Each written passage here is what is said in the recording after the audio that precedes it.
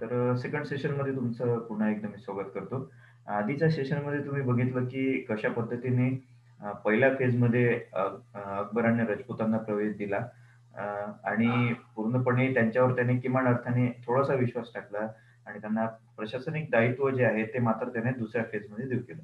तर पहिलं फेज आणि दुसरं फेज हे तुम्हाला मुघलांच्या संदर्भामध्ये राजपुतांचं एकूण दरबारातलं स्थान जे आहे ते टप्प्याटप्प्याने गाठताना दिसून येतं आणि या दुसऱ्या टप्प्यानंतर तिसरा टप्पा जो येतो एकूण 1578 ते 1605 पर्यंतचा, या संपूर्ण तिसऱ्या खंडामध्ये अ, अकबर जो आहे तो राजपुतांना खूप मोठ्या प्रक्रियेमध्ये समाविष्ट करताना दिसून येतो.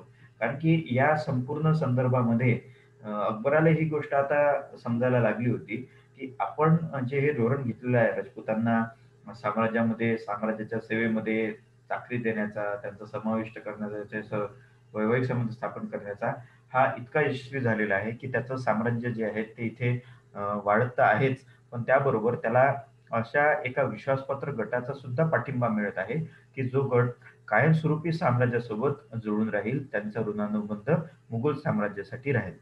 आणि अ, हीच खरी भूमिका आहे अकबराच्या संदर्भातली महत्त्वाची, की अकबराने हे खूप लवकर ओळखलं, की कोणता गट हा सगळ्यात जास्त विश्वासपात्र आहे, कोण मुघल साम्राज्याला तिथे विस्तारित स्वरूप देऊ करू शकतो आणि कशा पद्धतीने तो हा जो गट आहे, तो आपल्या मुघलांच्या खूप मोठ्या साम्राज्याला हातभार लावण्यात सुद्धा तिथे अ, महत्त्वपूर्ण ठरू शकतो. तर इथे तिसऱ्या फेजमध्ये अकबराने अ, जे एकूण राजपुतांना दिलेलं महत्त्व आहे, त्यामुळे दरबारामध्ये त्याचं जे एकूण पॉलिसी होती, की जे 4 गट आपापसात संघर्ष करायचा, तो संघर्ष बऱ्यापैकी खूप मोठ्या बहुसंख्येच्या प्रमाणामध्ये थांबला.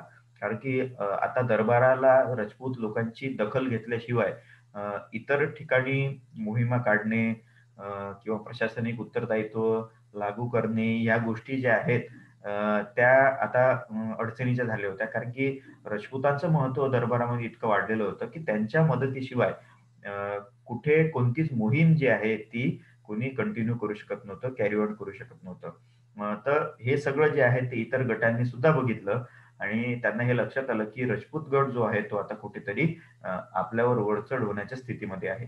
आता तसं बघितलं असता जर आपण पर्सेंटेज जर बघितलं, तर राजपुतांचा जो प्रवेश दरबारामध्ये झालाय, तो काही खूप मोठ्या संख्येने झालेला नव्हता. तर पर्सेंटाइजमध्ये जर आपण म्हटलं, तर दरबारामध्ये 25% इतक्या प्रमाणामध्ये राजपूतांचा गट सक्रिय होता. म्हणजे 25% प्रमाणामध्ये राजपूत लोकं दरबारामध्ये, प्रशासनामध्ये सक्रिय सहभाग असणारे होते. बाकी इतर जो मोठा पर्सेंटाइलचा गट जो आहे, तो अजूनही चगताई तुर्की, इराणी तुर्की, मंगोल, उझबेकी तुर्की असे इतर जे आहेत त्यांच्या लोकांनी बनलेला होता. भारतीय मुसलमान जे आहेत त्यांचा सुद्धा यामध्ये समाविष्ट होता. इतर हिंदूंचा सुद्धा होता. तर या गटांच्या प्रक्रियेमध्ये जर आपण राजपुतांची संख्या बघूया, तर ते 25%च होती. पण हे 25% इतके महत्त्वपूर्ण झालेले होते, की त्यांच्या कोणत्याही मदतीशिवाय दरबारामध्ये जर आपण म्हणायला जाऊया, कोणतं पान हलत नव्हतं असं आपण म्हणूया. म्हणजे त्यांच्या देखरेखीत सगळं व्हायचं. कारण एकतर ते बादशाह अकबराचे रिलेटिव्ह सुद्धा होते आणि दुसरी गोष्ट त्यांनी युद्धामध्ये पराक्रम गाजवून जो विश्वासार्हता मिळवली होती मुघलांची अ, त्याचमुळे खऱ्या अर्थाने या संपूर्ण अकबराच्या कालखंडामध्ये मुघलांचा साम्राज्य विस्तार झालेला होता. तर जे स्लाईड आपण मागे लेक्चरमध्ये बघितली, की 1561 पासून ते 1605 पर्यंत जे इतकं मोठं साम्राज्य अकबराने निर्माण केलं, त्यामध्ये राजपुतांचा खूप मोठा सहभाग होता. तर इथे ही तिसरी फेज निर्माण होते, की ज्या फेजमध्ये अ, अकबर जो आहे राजपुतांना साम्राज्याचे पार्टनर म्हणून तिथे अंडरस्टँडिंग करतोय. साम्राज्याचे पार्टनर म्हणजे साम्राज्याचे सहभागी एक लक्षात घ्या. म्हणजे आधी या कालखंडामध्ये म्हणजे पहिल्या 2 फेजमध्ये अकबर हा राजपुतांसोबत ज्या पद्धतीने वर्तन करत होता, ते साम्राज्याचे सेवक म्हणून करत होता. पण तिसरी फेज अशी आली, की त्याने राजपुतांना साम्राज्याचे सहभागी म्हणून तिथे नामनिर्देशित केलं. म्हणजे तुम्ही बघा इक्वल पार्टनर जे असतात, पार्टनरशिप कशी 50-50% असते ना, तर त्याच्यामध्ये खूप मोठं एक संबंध असतो आपल्यासोबत त्या पार्टनरसोबत. त्याच्यासोबत आपण प्रत्येक गोष्ट शेअर करत असतो. त्याच्यासोबत आपण प्रत्येक घडामोडीमध्ये आपला त्याच्यासोबत सहभाग होता. तर या तिसरी फेज अशी आली, की अकबराने म्हणजे बादशाह मुघलांचा तो राजपुतांना साम्राज्याचा भागीदार म्हणून तिथे पुढे आणत होता. तर साम्राज्याचा भागीदार हा किती महत्त्वाचा होता हे तुम्हाला लक्षात येईल. अशा पद्धतीने अकबराच्या डोळ्यासमोर ही राजपूत जी कौम आहे ती खऱ्या अर्थाने महत्त्वाची ठरली. म्हणून ही तिसरी फेज जी आहे ती बऱ्याचशा मुघलांच्या दृष्टिकोनातून त्यांचा साम्राज्य विस्तार करण्याच्या दृष्टिकोनातून खूप आवश्यक होती आणि हे कायमस्वरूपी औरंगजेबाच्या कालखंडापर्यंत राहिलं. म्हणजे औरंगजेबाच्या कालखंडामध्ये तर उलट राजपुतांची संख्या वाढलेली होती.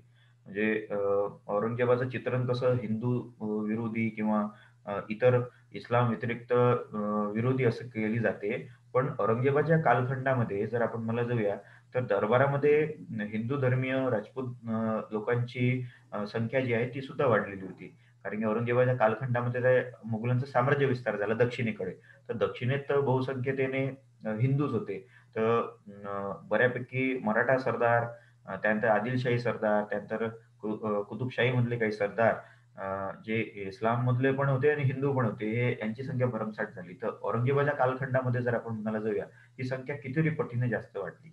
तर हे सगळंच्या सगळं जे आहे ते तुम्हाला अ, अकबराच्या एकूण दृष्टिकोनाचा सहभाग दिसून येतो.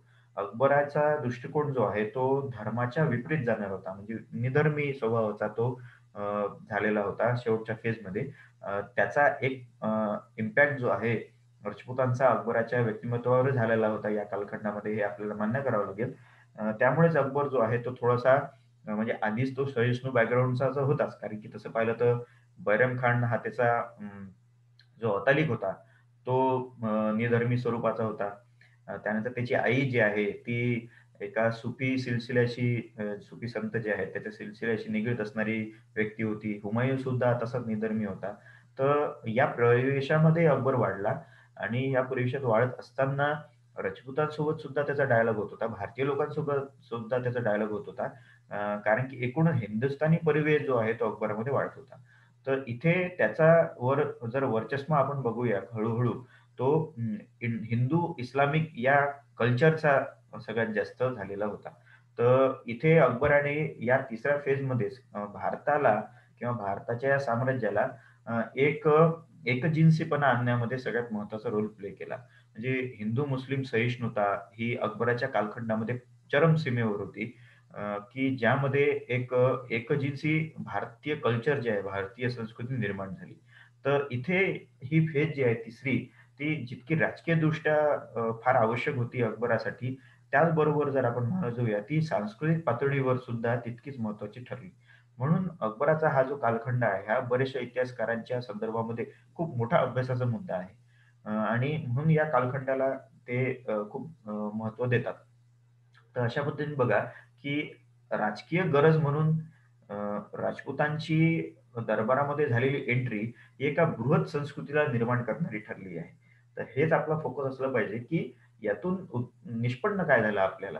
तर जी गोष्टी राजकीय गरज म्हणून सुरुवात झाली, ती पुढे सांस्कृतिक एकोपामध्ये, एकजिन्सीपणामध्ये, कल्चरमध्ये जे आपण म्हणणं आहे कन्व्हर्टेड झाली आणि तेच खऱ्या अर्थाने मुघल सत्तेचं भारतातलं एकूण अ, वैशिष्ट्य होतं किंबहुना हे त्यांचं योगदान होतं, की जे त्यांनी केलं. तर इथे अकबराचा एक महत्त्वाचा भाग तो त्याच्यामध्ये आहेच आहे आणि अकबराने वेळोवेळी घेतलेले जे निर्णय तुम्हाला दिसतात म्हणजे दासप्रथेची समाप्ती, जजिया कराची समाप्ती, जजिया कराच्या समाप्तीच्या वेळेस तर अकबराला खूप मोठ्या विरोधाला तिथे तोंड द्यावं लागलं. खुद्द त्याचा दरबारी जे अधिकारी होते, धर्माधिकारी जे होते, जे तेव्हा त्याचे इमाम, शाही इमाम जे होते, त्यांनी सुद्धा त्याला विरोध केला होता. पण या सगळ्या विरोधाला बाजूला सारून अकबराने जी नवी धार्मिक पॉलिसी तिथे निर्माण केली होती आणि इथे प्रशासनाच्या एकूण उत्तरदायित्वासाठी म्हणजे एकमेव सत्ताधीश या प्रक्रियेतून त्याने मजहर सुद्धा जाहीर केला होता. आता हे मजहर काय आहे हे आपण अकबराच्या धार्मिक धोरणामध्ये बघणार आहोत. तो एक महत्त्वाचा एक पैलू आहे अकबराच्या व्यक्तिमत्त्वातला. तर मजहर म्हणजे एक आदेश जो शाही आदेश त्याला म्हटला गेलेला आहे. शाही घोषणा त्याला म्हटलं गेलं त्याला.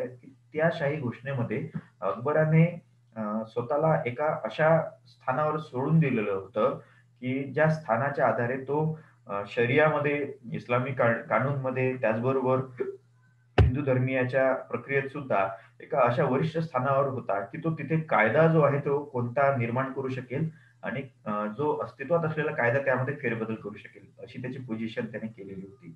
तर या महजरला सपोर्ट करणारा जर आपण म्हणायला जाऊया, तर याच फेजमध्ये झालेला आहे. तर ते का बरं झालं? कारण की अकबराची जी एकूण साम्राज्य विस्तार वाढला आणि त्याच्यामध्ये राजकीय आणि सांस्कृतिक एकोपा जो निर्माण झाला, जी धार्मिक सहिष्णुता निर्माण झाली, ती असं या परिणामामध्ये अंती आली, की त्याने या सगळ्या उलथापालथीमध्ये दरबारातलं जे अस्थिरपण जे आहे ते बाजूला केलं. शांतता आणि सुबत्तेचा कालखंड त्याने ते आधारे निर्माण केला आणि जे दरबारातलं एकूण वातावरण जे होतं ते सुद्धा आता कुठेतरी एक व्यवस्थित पद्धतीने झालं. त्यामुळे प्रशासन तंत्र अधिक जलद गतीने तिथे झालं. आर्थिक जे त्याला सुधारणा करायच्या होत्या, ज्या सामाजिक सुधारणा करायच्या होत्या, ज्या सांस्कृतिक सुधारणा करायच्या होत्या, त्या सुद्धा अकबरच्या काळात गतीने झाल्या. तर हे सगळं झालं या या राजपूत धोरणाच्या आजूबाजूला. तर इथे जितका अकबराचा तुम्हाला स्वतःचा विचार दिसतो, त्याचबरोबर या तत्कालीन कालखंडामध्ये जो भारत त्याने निर्माण केला, तो असा सांस्कृतिक एकोप्याचा जनक मानला जाईल किंवा सांस्कृतिक एकोपा जपणारा समजला जाईल. तर ही इतकी एक मोठी भूमिका मी तुम्हाला विशद केली, की तुम्ही याच्यातून तुम्हाला समजेल, की कशा पद्धतीने अकबराचा कालखंड हा एक सुवर्णकाळी कालखंड होता तसा म्हणायला पाहिजे तर. म्हणजे सुवर्ण कालखंड नसतो कोणत्याही इतिहासातला. पण आपण जर म्हणायला जाऊया, तर एक सुबत्तेचा जर कालखंड जर म्हणूया, तो याच कालखंडामध्ये अकबराला पकडू शकतो आपण. आणि म्हणूनच हे जे धोरण आहे अकबराचं, ते फार यशस्वी झालं. अगदी औरंगजेबाच्या कालखंडापर्यंत ते सुद्धा होतं. नंतर मग याच्यामध्ये दोषारोप झाले औरंगजेबाच्या कालखंडामध्ये आणि मग राजपूत जे आहेत ते अ, जर म्हणायला जाऊया, तर मुघलांच्या विरोधात गेले. मग मराठा साम्राज्य निर्माण झालं आणि मराठा साम्राज्यानंतर जर म्हणायला जाऊया, म्हणजे मराठा साम्राज्याने जरी मुघलांच्या विरोधात संघर्ष सुरू केला असला, तरी त्या कालखंडामध्ये मध्ये राजपूत लोकं तरीसुद्धा मुघलांच्या जवळपास होते. म्हणजे मुघलांना राजपूत लोकांच्या सोबतच मराठ्यांसोबत संघर्ष केलेला आहे. जरी मराठी हिंदू धर्माचे होते, तरी राजपुतांनी शिवाजी महाराजांच्या विरोधात सुद्धा भूमिका घेतली आहे. तर त्यातलं एक उदाहरण आपण घेऊया. तो म्हणजेच भारमल कछवाचाच पुढचा जो नातू जो आहे, तो म्हणजे मिर्झा राजे जयसिंग आहे. तर मिर्झा राजे जयसिंगांनी शिवाजी महाराजांना पराभूत सुद्धा केलेलं होतं आणि आपला पुरंदरचा जो प्रसिद्ध तह आहे, तो झालेला होता. तर तुम्ही एक लक्षात घेऊ शकता, की राजपुतांनी मराठ्यांच्या विरोधात सुद्धा काम केलं होतं. तर हे सगळं बघत असताना तुम्हाला लक्षात येईल, की किती महत्त्वाचं हे धोरण ठरलं मुघलांसाठी, त्यांचं एकूण विस्तार करण्यासाठी. आणि यातून जे निर्माण झालं ते भारतीय इतिहासाच्या दृष्टिकोनातून खूप चांगलं होतं आणि सांस्कृतिक एकतेच्या परिवेशात ते होतं. तर हे सगळं तुम्हाला या गोष्टीचा अभ्यास असा करावा लागतो इतिहासामध्ये, की एका धोरणाने काय होतं, तर इतक्या मोठ्या सगळ्या गोष्टी होतात. तर कदाचित तुम्हाला हे भरमसाठ झालं असेल, पण हे समजून घेणं फार आवश्यक आहे. तुम्ही राजकीय इतिहासाला वाचून कथा, कथन म्हणून वाचून घ्याल, पण या गोष्टी मागच्या ज्या असतात, त्या कशा तुम्ही समजून घ्याल, तर त्या याद्वारे समजून घ्याव्या लागतात. तर असं हे राजपूत धोरण जे आहे अकबराने राबवलं, त्यात तो यशस्वी झाला आणि बऱ्याच काही मोठ्या गोष्टी या कालखंडामध्ये झाल्या. तर हे राजपूत धोरण अगदी मुघलांच्या अस्त होईपर्यंत चालू राहिलं आणि या अस्तानंतरच खऱ्या अर्थाने मग जेव्हा राजपूत बाजूला सारले गेले, तेव्हा मुघल साम्राज्य हे दुर्बल झालं आणि हळू मराठ्यांनी मग ते साम्राज्याची जी पोखर आहे ती हे करून टाकली. तर इतकं मोठं हे विश्लेषण आहे, जे तुम्हाला मला असं वाटलं की ते समजलं असेल, समजलं असावं त्याच्यासाठी तुम्हाला थोडंसं वाचावं लागेल. पण मी अगदी साध्या आणि सोप्या शब्दामध्ये तुम्हाला हे सांगितलेलं आहे. तर आजच्या लेक्चरला हे अकबर आणि राजपुतांचं धोरण जे आहे ते समाप्त करतो मी आणि नेक्स्ट लेक्चरला आपण पुन्हा एका नवीन टॉपिककडे जाऊया, जे सुद्धा महत्त्वाचं आहे. त्यावर आपण डिस्कस करूया.